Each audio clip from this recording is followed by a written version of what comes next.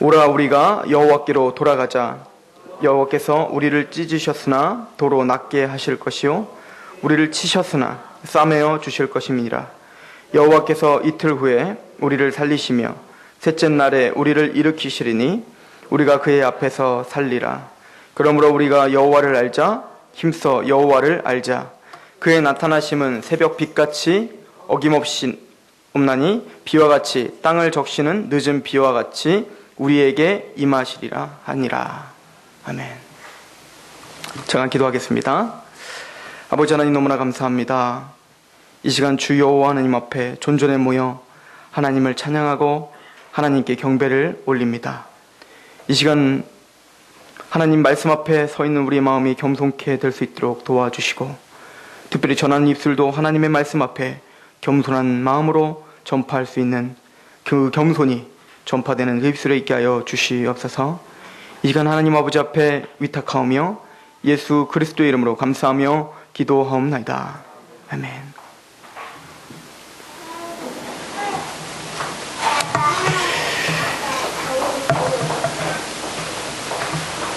이 차 세계대전이 끝나고 난 다음에 그 2차 세계대전은 미국에게 있어서도 어찌 보면 고난 중에 하나였겠지요. 그러나 그 고난을 통해서 나타났던 사람들이 있는데 바로 전쟁 영웅들이 나타나기 시작했습니다. 그 중에 가장 유명한 전쟁 영웅은 4명으로 보통 이야기를 합니다. 첫 번째는 우리 6.25 전쟁 때도 유명했던 더글라스 맥아더 장군이고요. 그리고는 육군사관학교와 또 참모총장을 역임한 조지 패튼, 또 조지 마셜 장군, 그리고 대통령까지 했던 아이젠하워 장군입니다. 근데 이 4명의 전쟁 영웅들의 공통점이 있었는데 바로 그들은 종교적 열심이 굉장히 강했다는 겁니다. 이들은 다 기독교인들입니다. 하나님을 믿고 예수 그리스도를 구주라 고백하고 모든 전쟁 중에 기도로 시작하고 기도로 마쳤던 특징을 갖고 있는 사람들입니다. 조지 패튼 장군 같은 경우는 전쟁을 하기 전에 꼭 그 군목이었던 오닐 군목 목사님에게 꼭 기도를 부탁하고 했다고 해요. 왜냐하면 전쟁을 직접적으로 수행하다 보니까 그 엄청난 무기와 화력이 있더라도 하나님께서 자연을 주장해 주지 않으면 전쟁에서 승리할 수가 없는 겁니다. 더글라스 맥아더 같은 경우는 이런 이야기를 합니다. 전쟁에서 지휘관이 분별력과 통찰력을 잃어서 하나님의 인도력을 잊게 된다면 그는 더 이상 승리할 자격이 없다. 이렇게 확신을 했어요. 왜 그러냐고 또 기자들이 맥아더는 가는 곳마다 하나님에 대해서, 기독교에 대해서, 복음에 대해서 자꾸 이야기를 하니까 한 기자는 이렇게 이야기를 했다고 합니다. 아마 장군이 자꾸 하나님을 이야기하게 되면 아마 장군님은 가는 곳마다 창피를 당하실 겁니다. 너무 막 신에 대해서 그렇게 이야기를 하지 마십시오. 이렇게 이야기를 했다고 합니다. 그랬더니 맥아더 장군은 이렇게 이야기를 했대요. 자기의 한 예화를 하나 들어줬대요. 자기는 어느 독일과의 전쟁 중에 그 독일을 부수기 위해서 야간 정찰대를 꾸려서 나가야 됐다고 합니다.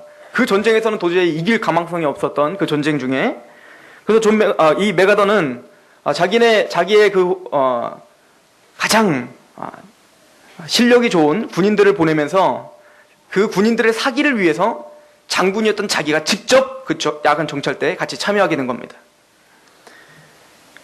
이 일을 알고 독일군이 가장 큰 화력으로 집중 포격을 한 거예요. 그 야간 정찰대 있는 곳에. 그리고 그 참호 속에 들어가서 그 부하들에게 이렇게 지시를 내렸다고 합니다. 참호 속에서 숨어 있다가 내가 어느 시점이 돼서 작전을 내리면 다 같이 오른손에 있는 병사를 잡아라. 그럼 내가 우리의 아군들이 있는 그 진지로 내가 인도하겠다.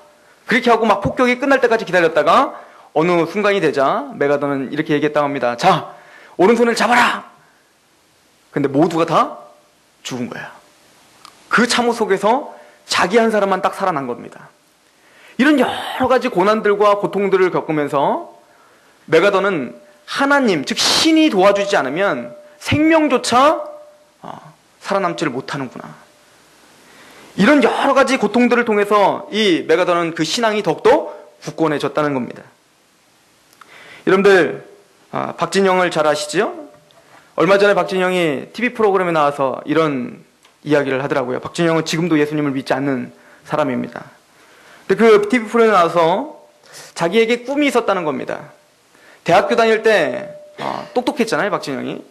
꿈이 하나 있었는데 자기가 아무리 생각해봐도 돈 한 20억만 있으면 자기의 삶을 편안하고 자유롭게 살 수 있을 것 같은 꿈이 생겼다는 거예요. 그래서 대학교 때의 꿈은 내가 20억을 벌자였다고 합니다. 그런데 정말 이 박진영이 20세 중반쯤에 26억을 벌은 거예요.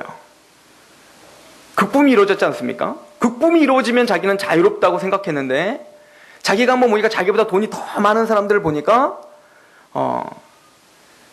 돈이 있는 사람들은 나중에 돈이 전부가 아니라 뭐 명예박사를 받든지 또 정치에 참여한다든지 그러면서 돈이 전부가 아니라 명예를 찾고자 그렇게 갈급해 하더라는 겁니다. 그래서 명예구나.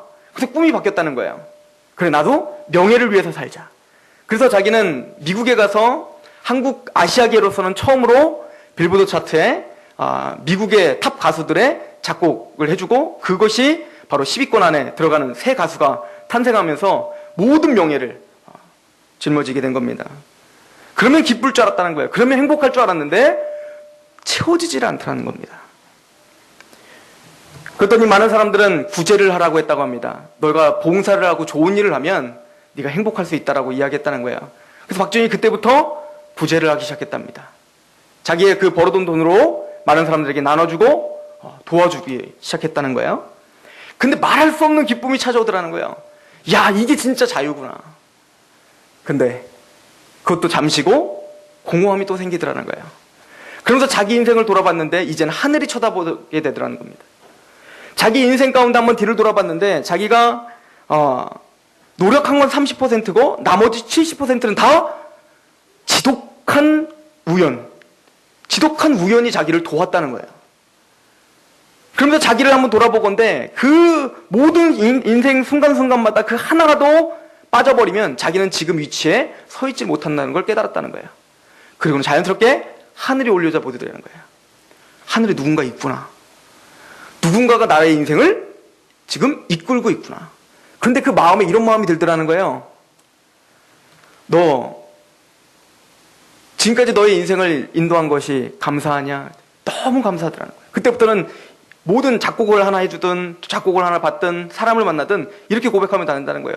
감사합니다. 감사합니다.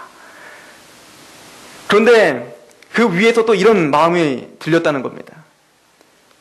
너 감사하면 나 안 찾아올래?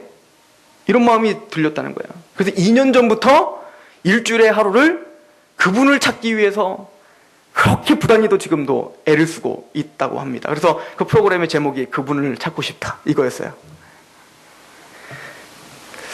대단한 경지 아닙니까? 자신의 삶을 돌아보건대 뭔가 신적 존재가 있다라고 하는 어떤 깊이 있는 깨달음을 알고 그분을 찾기 위해서 부단히도 노력하는 것. 사실은 일반 사람들은 그런 박진영을 보면서 이해도 가지 않고 또 때로는 부럽기도 하고 아마 그런 경지일 것입니다. 제가 오늘 설교 중에 이렇게 긴 예화를 들었던 이유가 있습니다. 오늘 말씀을 귀 기울여 들으시기 바랍니다. 호세아서 6장에 보면 하나님께서 이렇게 선포하십니다. 호세아서 6장 3절에 그러므로 우리가 여호와를 알자 힘써 여호와를 알자라고 이야기를 합니다. 박진영 같은 경우도 여호와를 아는 것 같죠. 하나님을 아는 것 같지 않습니까? 그래서 성경도 예수님을 모르고 하나님을 모르는 사람들도 영적인 어떤 감지할 수 있는 능력이 사람들에게 있다라고 성경은 선포하고 있어요. 로마서 1장에 보면 로마서 1장 20절에 보면 성경이 이렇게 이야기를 합니다. 로마서 1장 19절부터 보면 이는 하나님을 알만한 것이 그들 속에 보임이라. 하나님께서 이를 그들에게 보이셨느니라. 창세로부터 그의 보이지 아니하는 것들 곧 그의 영원하신 능력과 신성이 그가 만드신 만물에 분명히 보여 알려졌나니 그러므로 그들이 핑계하지 못할지니라. 교회를 다니건 교회를 다니지 않건 사람들이 핑계하지 못할 사실은 하나님을 알만한 것을 다 넣어줬다는 겁니다. 우리 인간은 영적인 존재이기 때문에 신적 존재에 대해서 갈망하는 마음이 있어요. 그렇다고 박진영이 그런 이야기를 했다고 해서 감격하기는 이릅니다. 야, 그 사람이 진짜 기독교인이 되려나 보다. 와, 구원받으려나 보다. 아니요, 그건 지켜보셔야 됩니다. 이런 기가 막힌 고백은 했지만 이 고백이 그를 구원시킬 수 있는 능력이 아닙니다. 그리고 그것은 하나님을 제대로 아는 것이 아닙니다. 오늘 호세아서에 이스라엘 백성들은 여호와를 몰랐겠습니까? 하나님을 몰랐겠습니까? 그 조상들에게서 하나님을 배웠고 이 땅은 하나님께서 어떤 신적 존재, 하나님께서 유일하신 그 하나님께서 천지 창조하신 것을 이미 배워서 알고 있는 이스라엘 백성들인데 그 이스라엘 백성들에게 호세아는 말하는 겁니다. 여호와를 알자, 힘써 여호와를 알자. 우리가 어떤 영적 감각이 있고 영적 어떤 깨달음이 있다고 해서 그것이 여호와를 바로 알 수 있는 것은, 알고 있다는 것은 아니라는 사실이라는 거예요. 호세아서 우리 4장을 한번 보십시오. 호세아서 4장 6절에는 이렇게 이야기를 합니다.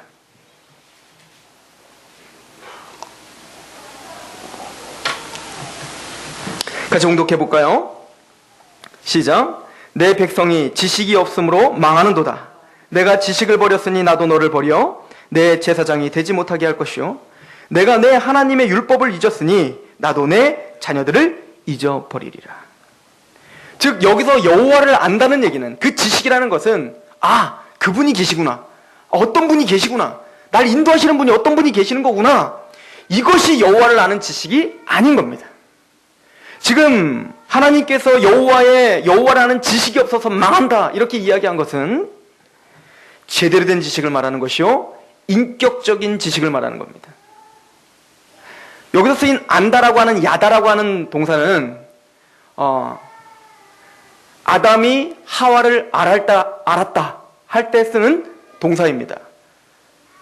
예를 들어서 이거와 똑같아요. 제가 이명박 대통령을 저는 압니다 라고 하면 여러분들은 어떻게 느껴지십니까? 여기 이명박 대통령을 모르는 사람이 어디 있어요? 다 알지요? 그러나 제가 이명박 대통령을 안다라고 할 때는 뭐예요? 개인적으로 친분이 있다는 얘기를 할 때 그렇게 사용하는 거지요. 마찬가지로 여호와를 지식적으로 안다고 해서 또 감정적으로 뭔가 느껴진다고 해서 여호와를 아는 것이 아니에요. 인격적으로 그 여호와를 만났어야 되는 겁니다. 인격적으로 그 여호와와 만나는 체험이 있는 사람, 그 사람이 여호와를 제대로 아는 것이에요. 그런데 그 지식이 없어서 망하는도다 라고 성경은 이야기하고 있습니다. 특히 로마서 1장은 하나님은 알되 하나님께 영화롭게 하지 못하며 감사치도 못하고 우상을 만들어 우상 숭배를 하였다라고 정확하게 사도 바울이 지적을 하고 있습니다. 그 이야기는 뭐냐면 모든 사람들은 신적인 존재가 있다라고, 뭔가 누군가가 보이지 않는 어떤 힘이 나를 인도하고 있구나라고 인정은 하지만 여호와 하나님께 제대로 찬양을 하지 못하는 존재가 됐다는 거예요. 그래서 그 결과가 어떻게 됐을까요? 많은 죄악 중에 노출이 되고 죄를 짓고 또 그 사회가, 죄인들이 모인 그 사회는 여전히 죄 가운데 무너질 수밖에 없는 지경이 됐다라고 말합니다. 그래서 여호와를 알지 못하는 이 세대가 어떻게 흘러가는지 하나님께서 어떻게 예언하고 있는지 한번 보십시오. 우리 4장 1절부터 제가 읽어보면요. 호세아서 이스라엘 자손들아 여호와의 말씀을 들으라.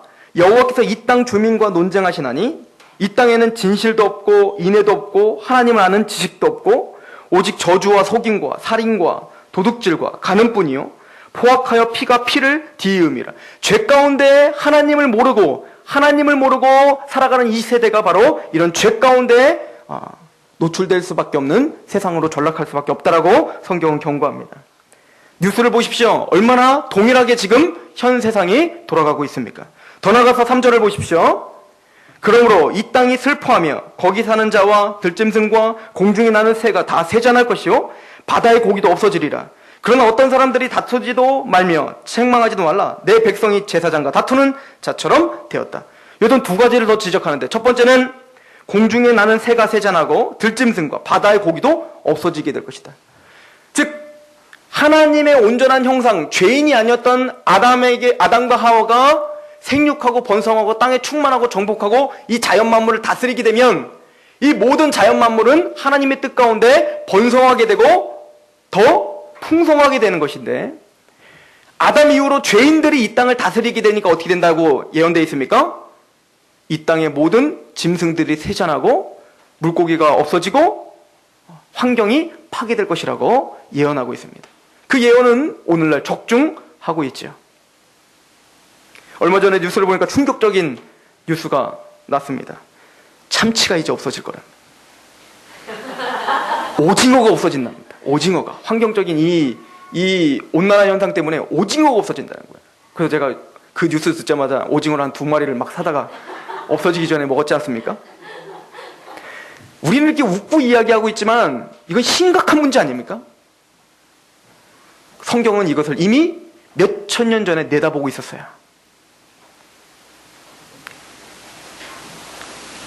사람들은 하나님을 마음에 두기를 싫어합니다. 영적 존재가 있다는 건 느껴지지만 하나님을 마음에 두기를 싫어하는 세대가 바로 오늘날이요, 앞으로요, 과거에도 그랬습니다. 하나님은 알되 하나님께 영광을 돌리지 못합니다. 하나님을 제대로 이해하지도 못합니다. 하나님에 대한 지식이 없습니다. 그래서 망한다고 말합니다. 또한 제사장들과 다투는 자가 될 것이다. 이 얘기는 뭐죠? 질서가 파괴된다는 얘기입니다. 하나님이 세워놓으신 그 모든 권위들이 땅에 떨어지게 될 것이다. 그 예언대로 우린 저번 주에도 우리가 다 상고해봤지만 부모, 교사, 대통령, 그 어디 하나 권위가 제대로 서 있는 곳이 없습니다. 이제는 그 권위를 다 무시하고 파괴해버립니다. 질서가 없어집니다. 사회가 혼란해집니다. 이것이 주님께서 내다본, 하나님께서 내다본 지식이 없는, 여호와에 대한 지식, 올바른 지식이 없는 세대가 겪게 될 고난이요, 저주라고 오늘날 우리의 세대를 다 꿰뚫어 보는 것처럼 이야기하고 있습니다. 그렇다면 그 박진영이 부족한 게 뭘까요? 기가 막히게 하늘님까지 찾았는데, 근데 그 박진영이 이런 얘기를 하더라고요. 하나님인지 부처님인지 사이언톨로지인지 뭔진 모르겠으나 나 좀 만나 주십시오 이러고 있다는 겁니다. 하나님을 제대로 아는 지식은 오직 예수 그리스도를 만나야지만이 하나님을 제대로 알 수 있습니다.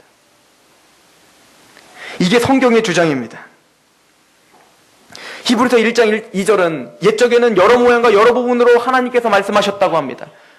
여러 자연환경을 통해서 당나귀도 말을 했고요, 홍해가 갈라지기도 하고요, 하나님이 직접적으로 얘기도 하시고요, 모세가 막 했더니 막 홍해가 갈라지고요, 막 이런 여러 가지 모습으로 하나님께서 말씀하셨으나 히브리서 1장 2절에 이 마지막에는 아들을 통하여 우리에게 말씀하시기로 작정하셨다라고 성경에 우리에게 기록하십니다. 그래서 요한복음 14장을 한번 보십시오. 요한복음 14장은 이렇게 이야기를 합니다. 요한복음 14장 6절부터 보시면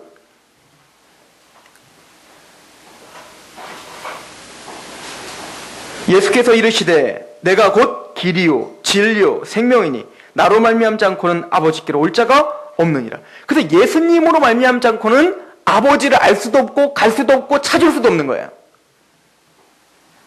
7절에 너희가 나를 알았더라면 내 아버지도 알았으리로다. 이제부터 너희가 그를 알았고 또 보았느니라. 빌립이 이르되 주여 아버지를 우리에게 보여주옵소서. 그리하면 족하겠나이다. 예수님 지금 이러는 겁니다. 나를 통하여 내가 길이요 진리요 생명이니 나를 통해서 아버지를 본다. 하나님 알 수 있다. 하나님 만날 수 있다. 그랬더니 그 제자들조차 빌립이 뭐라고 합니까? 그러게요. 하나님 좀 나에게 보여주십시오. 말귀를 못 알아들어요. 예수님 지금 하는 얘기를 못 들었나 봐요. 그때 예수님 다시 한번 설명합니다. 9절 같이 읽어볼까요? 시작. 예수께서 이르시되 빌립아 내가 이렇게 오래 너희와 함께 있으되 내가 나를 알지 못하느냐? 나를 본 자는 아버지를 보았거늘 어찌하여 아버지를 보이랴 하느냐. 예수 그리스도를 봐야 우리는 하나님을 제대로 알 수 있다는 겁니다. 여호와의 지식이 없어서 망한다는 얘기는 바로 예수 그리스도를 통한 지식이 없는 겁니다. 우리가 하나님을 만날 수 있는 유일한 길 오직 예수 그리스도.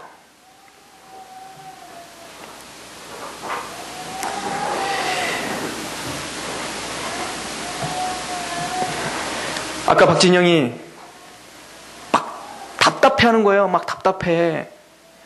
근데 그 옆에 한 연예인이 또 한 명 있었어요. 그 얘기를 듣고 있던. 그 연예인 이름이 뭐죠? 한혜진. 하여튼 그 연예인은 유명한 크리스찬입니다.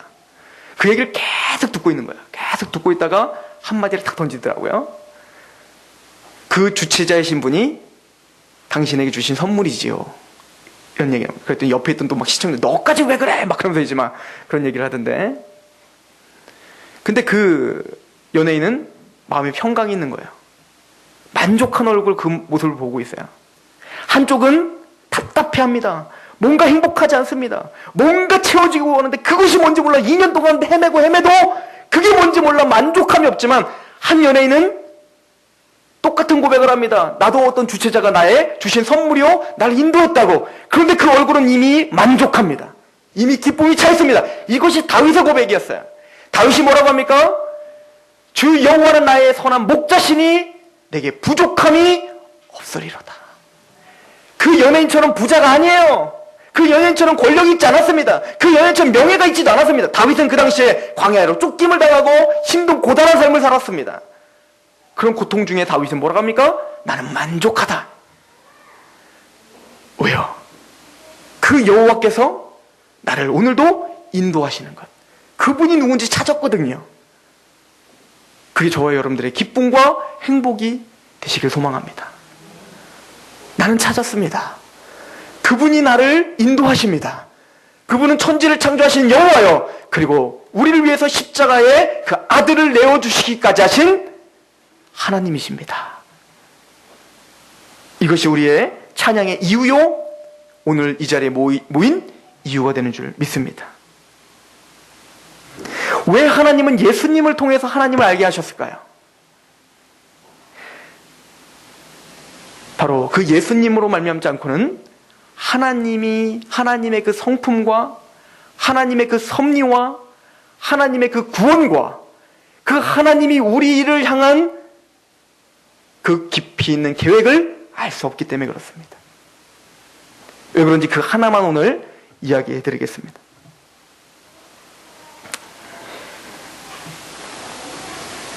제가 어렸을 적에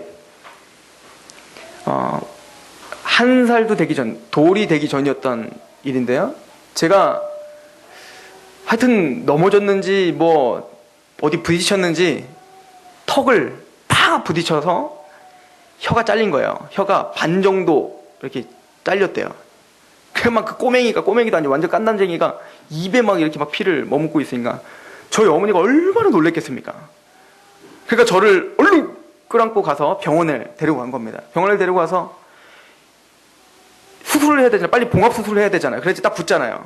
붙었으니까 제가 말을 하고 있죠. 봉합수술을 해야 되는데 그 당시엔 마취술이 없었는지 또 아이를 안 해줬는지 그냥 바로 혀를 딱 잡더니 이렇게 생긴 그 바늘 있잖아요. 그걸로다가 바로 꼬매들하는 거예요. 그 깐난쟁이를. 그러니까 저는 막 자지러지죠.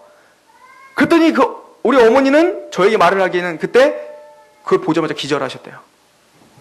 그 충격이 너무 커서 그냥 기절하실 수밖에 없었다는 겁니다. 이게 제가 어렸을 때부터 들었던 얘기거든요. 근데 이게 우리 어머니 마음이 잘 안 느껴지는 거예요. 그랬나 보다. 내가 그랬나 보다. 그러니까 저한테만 집중하는, 나 참 아팠겠다. 이것만 생각이 들지, 우리 어머니가 어떤 심정이었는지는 제가 잘 감이 안 잡혀요. 근데 우리 하준이가 가끔 침대에서 잘 떨어지거든요. 오늘 아침에도 떨어졌어요.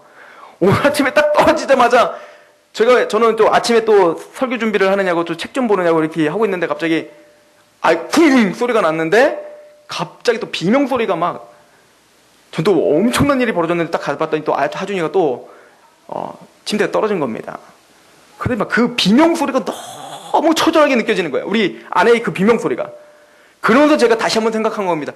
야, 이것도 이런데 아기가 지금 혀가 반이 잘려갖고 피를 철철 흘리는데 우리 어머니 심정이 어땠을까? 기절할 만 하겠구나. 그게 느껴지더라고요, 이제.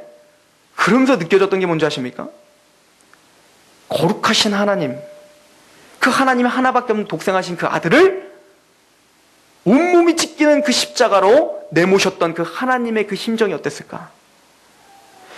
그 부모의 마음을 창조하신 분도 하나님이신데 사람이 열이 아프면 감성적이고 어떤 그 감격은 하나님이 더하실 텐데 얼마나 처절한 고통이 하나님에게 있으셨을까? 그것도 우리가 뭔가 잘해서도 아니고 원수되었던 우리를 위해서, 죄인 됐던 우리를 위해서, 하나님도 몰라보고 배반하고 배신하고 내 이기적인 마음대로 내 뜻대로 살았던 나를 위해서 그 아들을 내어주시다는 그 사랑이 도대체 얼마나 큰 것인가. 감히 측량할 수 없는 그 사랑이 뭔지 알겠더라고요. 우리는 이해할 수 없는 사랑입니다. 우리는 도대체가 감을 잡을 수 없는 사랑이에요. 왜요? 우리는 누구를 위해서 내 자식을 죽여본 적이 없기 때문에 그렇습니다. 그래서 신적 사랑이야. 인간이 감히 따라할 수 없는 아가페적인 사랑이 바로 그 복음이었구나. 요한일서 4장은 이렇게 말합니다. 하나님의 사랑이 우리에게 이렇게 나타난 바 되었으니 하나님이 자기의 독생자를 세상에 보내심은 그로 말미암아 우리를 살리려 하심이라. 사랑은 여기 있으니 우리가 하나님을 사랑한 것이 아니요 하나님이 우리를 사랑하사 우리 죄를 속하기 위하여 화목제물로 그 아들을 보내셨습니다. 이 복음을 만나봐야 하나님의 사랑이 뭔지를 알게 되는 거야. 예수님을 통해서 말씀하시겠다고 하는 것은 단순히 예수님 봤지? 하나님 알겠지? 이 얘기가 아니에요. 예수님의 그 복음을 깨달아야 하나님을 느낄 수 있어요. 나에 대한 사랑이 뭔가? 하나님이 지금 답답해 하시는 것이 무엇인가? 하나님이 진짜 원하시는 게 뭔가? 이거는 오직 그 아들 예수 그리스도를 믿는, 그 예수 그리스도를 만난 그 경험 있는 사람만이 그 여호와를 아는 지식이 있습니다.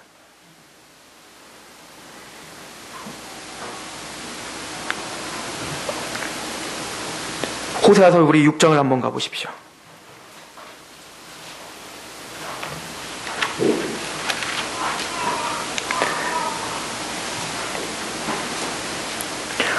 호세아서 6장 6절을 한번 읽어보도록 하겠습니다. 호세아서 6장 6절입니다. 같이 봉독해볼까요? 시작. 나는 인애를 원하고 제사를 원하지 아니하며 번제보다 하나님을 아는 것을 원하노라. 형식적으로 예배 참여하는 것 물론 중요합니다. 그러나 그거보다 진짜 원하는 게 뭘까요? 하나님이 진짜 원하시는 것. 헌금 많이 내는 것? 전도 많이 하는 것? 예배 출석 꼬박꼬박 잘하는 것? 다 중요합니다. 그렇게 하셔야 됩니다. 그러나 진짜 하나님이 우리에게 원하는 게 뭡니까? 공동번역으로 한번 보시겠습니다. 같이 한번 읽어볼까요? 시작. 내가 반기는 것들은 재물이 아니라 사랑이다. 재물을 바치기 전에 이 하나님의 마음을 먼저 알아다오. 하나님이 진짜 우리 인간들에게 원하는 건 뭐죠? 내가 너를 진짜 사랑한다. 이거를 깨닫고 돌이키길 원하는 겁니다. 근데 이게 깨달아지질 않는 거예요. 죄와 사단이 우리를 가로막고 있기 때문에 깨달아지지 않는다고 로마서 1장, 고린도서 4장은 이야기합니다. 그래서 우리가 죄가 없어지고 사단의 권세가 우리 안에 박살나야 이 사랑이 깨달아져요. 근데 누구로 말미암아 그 죄가 박살났습니까? 예수 그리스도가 화목제물 되심으로 우리를 속량 곧 죄사함을 주셨습니다. 또한 예수 그리스도로 말미암아 그 사단의 권세, 하나님의 사랑을 깨닫지 못하도록 우리 마음에 강하게 진을 깔고 있었던 사단의 권세가 바로 예수님으로 말미암아 쫓김을 당했습니다. 그래서 우리는 하나님을 알게 된 거예요. 호세아서를 잘 생각해 보십시오. 호세아서는 이런 겁니다. 호세아서는 그냥 단순히 하나님 뭐라고요? 예, 이렇게 전하면 됩니까? 이렇게 쓰여진 책이 아니에요. 하나님은 호세아서의 그 모든 인격을 다해서 썼습니다. 어떻게 했죠? 너는 고멜과 결혼하라. 그 당시 창녀인 고멜과 결혼하는 겁니다. 결혼했어요. 아니어야 됩니까? 그 고멜은 자기의 남편을 벗어나서 어떻게 했어요? 사랑하는 자기 남편을 벗어나서 그 습관에 따라 다른 남자의 품에 또 안겨 있는 겁니다. 어떻겠습니까? 여러분들 심정이 어떨까요? 자기가 남편인데, 자기를 사랑하는 사람은 자기인데, 그런데 그는 그 사랑을 저버리고 다른 남자 품에 안겨 있는 겁니다. 사기꾼의 품에 안겨 있는 거예요. 제비족의 품에 안겨 있는 거예요. 너무 답답하지 않습니까? 마음이 찢어질 거 아닙니까? 그런데 그들도 용서해 줍니다. 따지지 않습니다. 묻지 않습니다. 하나님이 그렇게 하랬어요. 호세아에게. 그리고 어떻게 하라고 한 줄 아십니까? 돈을 지불하고 다시 데려와. 또 갑니다. 돈을 지불하고 또 데려와. 마음이 찢어지죠. 그 심정으로 쓴 것입니다. 하나님의 심정이 그렇다는 거예요. 하나님이 우리를 이렇게 사랑한다고 하지만 그 사랑을 저버리고 우리는 하나님을 배격하고 배역하고 내 갈 길, 내 이기적인 욕심대로 사단의 종로로 타고 우리는 살았다는 얘기입니다. 이 사랑이 뭔지 모르기에 하나님을 대적하는 겁니다. 이 사랑이 뭔지 모르기에 오늘 예배에 대해서 감격이 없는 거지요. 그러므로 하나님을 아는 지식이 있다고 다 지식이 아닌 거예요. 예수 그리스도를 통한 하나님의 사랑을 깨달은 자가 참 지식을 소유한 것인 줄 믿으시기 바랍니다. 예수님은 하나님의 사랑을 깨닫게 하십니다. 또한 그 예수님은 하나님을 정말 사랑하게 하십니다.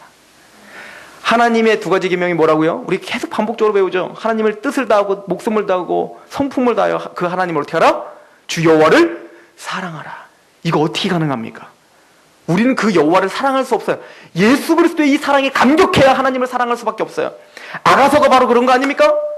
자기의 자격과 자기의 수준으로는 도저히 만날 수 없는 왕 솔로몬을 만났어요. 술람 여인이. 포도 농부지기가 어떻게 그 최고의 왕이었던 솔로몬을 만날 수 있습니까? 그런데 그 솔로몬이 자기를 사랑한다는 거예요. 그 솔로몬을 만난 다음에 그 감격이 너무 큰 겁니다. 너무 사랑스러운 거예요, 그 솔로몬이. 그래서 솔로몬이, 그 술람 여인이 어떻게 됐는지 아십니까? 그 사랑을 받자마자 그 감격하여 아가서 5장 8절 이렇게 써 있습니다. 너희가 내 사랑하는 자를 만나거든 내가 사랑함으로 병이 났다고 하라. 그 솔로몬의 그 강한 사랑, 헌신적인 사랑, 자기는 정말 아무 자격이 없는데 그냥 자기를 사랑해주는 그 사랑에 감격해서 병이 나버린 거예요. 상사병에 걸렸어요. 왜요? 솔로몬은 마음대로 볼 수 있는 사람이 아니에요. 왕이기 때문에. 마찬가지로 그 하나님을 우리가 오늘은 보지 못합니다. 그러나 그 사랑의 경험이 있는 우리들은 매 순간이 상사병에 걸린 것처럼 예배해 드리는 거예요. 내가 그분을 만나고 싶다. 나를 구원시켜 주신 그 예수 그리스도의 사랑에 감격해서 하나님, 내가 오늘 당신에게 찬양할 수밖에 없어요. 베드로전서 1장 8절은 그래서 베드로가 그 당시에 초대교회들 예수님을 보지 못하고 믿는 자들에게 이렇게 말합니다. 너희가 예수 그리스도를 보지 못하나 사랑하는도다. 여러분들 그 사랑에 감격하고 계십니까? 이 감격이 없다면 우린 여호와를 모르는 겁니다. 이 복음을 깨닫지 못했다면 우리는 하나님에 대한 지식이 없는 자들입니다. 오늘 본문을 보십시오. 6장 1절은 이렇게 말합니다. 오라 우리가 여호와께로 돌아가자. 여호와께서 우리를 찢으셨으나 도로 낫게 하실 것이요 우리를 치셨으나 싸매어 주실 것이다. 돌이켜라. 여호와에게로 돌아와라. 이것을 위해서 너희를 치셨다. 그러나 너희를 다시 회복시킬 뿐이다. 때로 우리에게 고통 중에 고난을 주시는 이유도 있습니다. 우리의 삶 속에 계속 고통이 있을 수 있어요. 그러나 그것은 하나님의 사람이라는 그 목적은 하나님을 알고 하나님께 돌아오게 하기 위한 하나님의 처절한 몸부림이었다는 것입니다. 2절에 여호와께서 이틀 후에 우리를 살리시며 셋째 날에 우리를 일으키시리니 우리가 그 앞에서 살리라. 그분께 돌아와라. 회복을 주겠다. 너에게 평강을 주겠다. 기쁨을 주겠다. 이것이 하나님이 우리에게 주시는 약속입니다. 3절 같이 한번 읽어볼까요? 시작. 그러므로 우리가 여호와를 알자. 힘써 여호와를 알자. 그의 나타나심은 새벽 빛같이 어김없나니 비와 같이 땅을 적시는 늦은 비와 같이 우리에게 임하시리라 하니라. 규칙적으로 땅에 가뭄이 오고 또 뭔가 농사 지을 때 비가 필요할 때마다 어떻게 됐어요? 늦은 비가 내리고 또 비가 내려서 땅을 적시는 것처럼 하나님은 항상 그 자리에서 우리를 보호하셨고 지금도 돌아보고 계신다는 거예요. 그것을 내가 인지하지 못했을 뿐인 거예요. 그러나 그 여호와, 자기 아들을 우리를 위해서 내어주신 그 여호와께서 신실하게 우리가 하나님을 알건 모르건 우리를 인도하고 계셨습니다. 그래서 우리는 돌이킴을 받았는 줄 믿으시기 바랍니다. 로마서 2장 4절에 혹 내가 하나님의 인자하심이 너를 인도하여 회개케 하심을 알지 못하여 그의 인자하심과 용납하심과 길이 참으심이 풍성함을 멸시하느냐. 하나님은 인내하시면서 우리를 끊임없이 인도하셨으며 때로는 상처를 통해서 때로는 복을 통해서 그 인내하심을 멸시하지 않고 돌이켜 하나님을 찬양하고 있는 저와 여러분들을 하나님의 오늘도 보호하고 오늘도 그 찬양을 받아주시고 계신 줄 믿습니다. 그 하나님, 그 좋으신 하나님 예수 그리스도를 통해서 더더욱 높이시고 영광 돌리시는 삶을 사시길 소망합니다. 기도하겠습니다.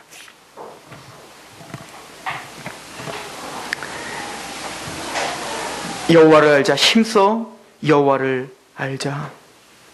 호사야의 이 몸부림, 인격, 그 모든 삶을 던져 우리에게 한 이 메시지를 듣습니다. 아버지여, 우리가 때로는 이 하나님의 그 크신 사랑이 무엇인지 깨닫지 못하는 무지한 자들입니다.